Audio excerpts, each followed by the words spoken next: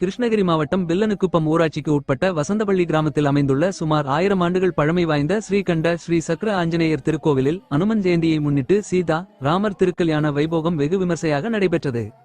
இந்த நிகழ்ச்சியில் தமிழகம் மட்டுமின்றி அண்டை மாநிலங்களான ஆந்திரா மற்றும் கர்நாடகாவிலிருந்து ஏராளமான பக்தர்கள் கலந்து கொண்டு வழிபாடு மேற்கொண்டனர்.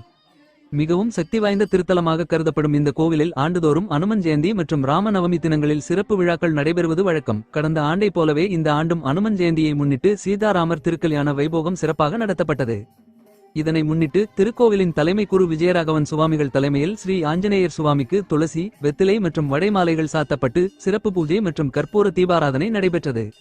பின்னர் கணபதி ஹோமத்துடன் சீதா ராமர் திருக்கல்யாண பூஜை தொடங்கியது. திருக்கல்யாண கோலத்தில் காட்சியளித்த சீதா ராமருக்கு சிறப்பு அலங்காரம் செய்யப்பட்டது. மேளதாளம் முழங்க கரகோஷத்துடன் திருக்கல்யாண வைபோகம் வெகு விமர்சையாக நடைபெற்றது. தொடர்ந்து சீதாராமருக்கு 108 தேங்காய்கள் உடைக்கப்பட்டு கற்பூர தீபாராதனை காண்பிக்கப்பட்டது. அதன் பின்னர் ஊஞ்சல் உற்சவமும் நடைபெற்றது. திருக்கல்யாணத்தை தொடர்ந்து சிறப்பு அலங்காரத்துடன் பக்தர்களுக்கு அருள்பாலித்த சீதாராமரை தரிசிக்க தமிழகம், ஆந்திரா, கர்நாடகா உள்ளிட்ட மாநிலங்களிலிருந்து ஆயிரக்கணக்கான பக்தர்கள் திரண்டனர். மேலும் விழாவை முன்னிட்டு பக்தர்கள் அனைவருக்கும் அன்னதானமும் வழங்கப்பட்டது.